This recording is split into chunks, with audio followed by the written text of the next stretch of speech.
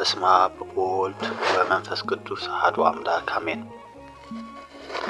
ጭንቀትን ማሸነፍ የስነ ልቦና ጥበብና የመጽሐፍ ቅዱስ መፍትሄ። አእምሮህ ሰላም አጥቷል? ሳይንስ፣ መጽሐፍ ቅዱስ ስለ ጭንቀት እንዲህ ይላል። ሳይንስና መጽሐፍ ቅዱስ። ሰላም ጤና ይስጥልኝ። ይህ ኦርቶክራይስት ነው፣ ቻናሌ ነው።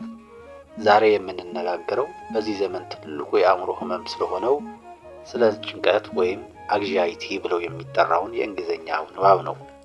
ብዙዎቻችን ነገ ምን ይፈጠር ይሆን፣ ይህ ነገር ባይሳካስ እያልን እንቅልፍ አጥተናል። እስከ ዛሬ ጭንቀትን በሳይንሱ መነጽርና በፈጠራችን ቃል እንመርምረው እስቲ። ክፍል 1 ጭንቀት በስነ ልቦና ወይም ሳይኮሎጂ ምን ይመስላል?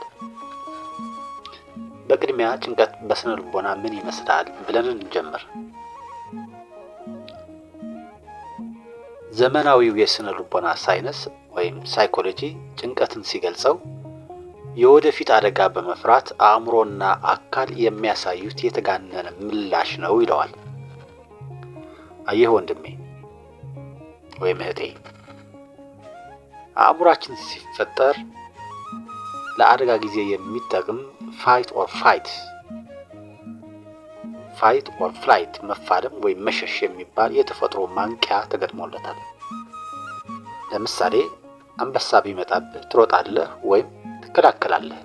ይህ ጤናማ ፍርሃት ነው። ነገር ግን ጭንቀት የሚባለው ህመም የሚጀምረው አእምሯችን የሌለ አደጋን እንደ አለ አድርጎ ሲስል ነው። ሳይንሱ እንደሚለው በጭንቀት ጊዜ አእምሯችንን ኮርቲዞልና አድሬናሊን የተባሉ ሆርሞኖችን ይለቃል። በዚህም ምክንያት 1 ልብህ በፍጥነት ይመታል፣ 2 ሐሳብህ ይበታተናል፣ 3 ያልተፈጠረን የነገ ችግር ዛሬ ላይ ሆነህ ትኖረዋለህ። ስለ ልቦናው ችግሩን ኦቨርቲንኪንግ ከልክ በላይ ማሰብና ፊር ኦፍ ዘ አንኖውን ያልታወቀውን መፍራት ብሎ ይጠራዋል። ነገር ግን ሳይንስ ችግሩን ከመግለጽ ባለፈ የነፍስን ጥማት የሚቆርጥ ዘላቂ ሰላም መስጠት ይቸግረዋል። እዚህ ጋር ነው የመጽሐፍ ቅዱስና የቤተ ክርስቲያን አባቶች ጥበብ የሚገባው። ክፍል 2 ደግሞ እንየው። ሳይንሱን በመንፈሳዊ መነጽር ማየት እንጀምር። ሳይንሱ አእምሮህ በቁጥጥር ስር ስላልዋለ ሐሳብ ይበዛበታል ይላል። መጽሐፍ ቅዱስ ደግሞ ይህንን የእምነት ጉድለትና ሸክምህ በእግዚአብሔር ላይ አለመጣል ይለዋል።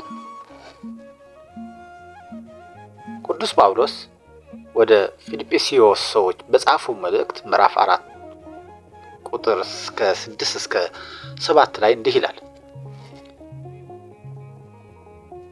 በነገር ሁሉ በጸሎትና በምልጃ ከምስጋና ጋር ልመናችሁን በእግዚአብሔር ፊት አቅርቡ እንጂ ስለምንም አትጨነቁ ይላል። ልብ በሉ፣ ሳይንሱ ኮግኒቲቭ ቢሄቪየራል ቴራፒ ወይም የአስተሳሰብ ለውጥ ሕክምናን እንደ መፍትሄ ያቀርባል። መጽሐፍ ቅዱስ ግን ከዛ የረቀቀ መፍትሄ ይሰጣል። እሱም ችግሩን በጸሎት ወደ ፈጣሪ ማሸጋገር ነው።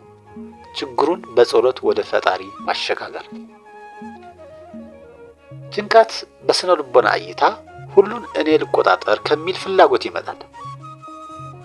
ክርስትና ደግሞ አንተ መቆጣጠር አትችልም፣ የሚቆጣጠረው ጌታ አለልህ፣ ለሱ ሰጥተህ እረፍ ይላል። ይህ ነው ያለው ልዩነትና ግንኙነቱ። ክፍል 3 ደግሞ እንመልከት። የቤተ ክርስቲያን አባቶችና የመጽሐፍ ቅዱስ መፍትሄ። ታዲያ መፍትሄው ምንድነው ነው? ሳይንስና ወንጌል እንዲህ ይገናኛሉ። 1 ነገን አለመኖር ስነ ልቦና ማይንድፉልነስ ወይም በዛሬ ቀን መኖርን ይመክራል። ጌታችን ኢየሱስ ክርስቶስ በማቴዎስ ወንጌል ምዕራፍ 6 ላይ ቁጥር 34 ላይ ይህንን ቀድሞ አስተምሮናል። ነገ ለራሱ ይጨነቃል፣ ለነገ አትጨነቁ፣ ለቀኑ ክፋቱ ይበቃዋል ማለት ነው። ነገ ለራሱ ይጨንቃልና ለቀኑ ክፋቱ ይበቃዋል።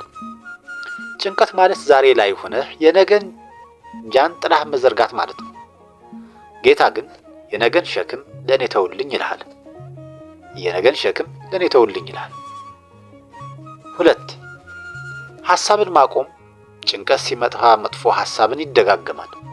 ሳይንስ ይህንን ኔጋቲቭ ሉፕ ይለዋል። ኔጋቲቭ ሉፕ። ቅዱስ ጳውሎስ ግን በሁለተኛ ቆሮንቶስ ምዕራፍ 10 ቁጥር 5 ላይ እንዲህ ይላል፣ የሰውን ሐሳብ በእግዚአብሔር ዕውቀት ላይ የሚነሳውን ከፍ ያለውን ነገር ሁሉ እናፈርሳለን፣ ሐሳብንም ሁሉ ለክርስቶስ እንዲታዘዝ እንማርካለን ይላል። መፍትሄው ጭንቀት ሲመጣ ይህ ሐሳብ ከእግዚአብሔር ነው ወይስ ከዲያብሎስ ብሎ መለየት ነው። ከእግዚአብሔር ወይስ ከዲያብሎስ ብሎ መለየት። 3ኛው ደግሞ እንዲህ ነው። አባቶች ምን ይላሉ ብለን ደግሞ እንየው። ታላቁ አባት ቅዱስ ዮሐንስ አፈወርቅ ስለ ጭንቀት ሲናገር እንዲህ ይላል፣ ጸሎት ለነፍስ መልህቅ ነው። ማዕበል ሲነሳ መርከቧን ከመስጠም የሚያድናት መልህቅ እንደሆነ ሁሉ ጭንቀት ሲያናውጥህም ጸሎት አእምሮህን ያረጋጋል ይላል። ሳይነሱ ተንፍስ ይላል፣ ዲፕ ብሪዚንግ ይላል። ቤተክርስቲያን ደግሞ ተንፍስህ ወደ ውስጥ የምታስገባው አየር የአምላክ ስጦታን መሆኑን አስብ፣ ወደ ውጭ የምታወጣው ደግሞ ጭንቀትህን ለእግዚአብሔር የምትሰጥበትን መንገድ ጸሎት ይሁን ትላለች። ውድ የክርስቶስ ቤተሰቦች፣ ስነ ልቦናው የሰው ልጅ ደካማ እንደሆነና እርዳታ እንደሚያስፈልገው ይነግረናል። መጽሐፍ ቅዱስ ደግሞ ያ እርዳታ እግዚአብሔር እንደሆነ ያረጋግጥልናል። ጭንቀት ሲሰማችሁ እነዚህ 3 ነገሮችን አድርጉ። 1. ተቀበሉት። እንደ ሰው መስማቱ አይቀርም ሳይነሳው እውነታ። 2. አትሸከሙት። 1ኛ ጴጥሮስ ምዕራፍ 5 ቁጥር 7 ላይ እንደሚለው እርሱ ስለ እናንተ ያስባል፣ የሚያስጨንቃችሁን ሁሉ በእርሱ ላይ ጣሉት ይላል። 3. አመስግኑ። ምስጋና የጭንቀት ማርከሻ ያረክሰዋል። በጭንቀት ፈንታ እምነትን፣ በፍርሃት ፈንታ ደግሞ ጸሎትን እንምረጥ። ይህ ኦርቶዶክስ ወይም ይህ ኦርቶክራይስት ነው። ኦርቶዶክሳውያን ቻናሌ ነው። ለሌሎች እንዲደርስ ሼር እንዲሁም ሰብስክራይብ በማድረግ ቤተሰብ ይሁኑ። በጸሎት እንገናኝ።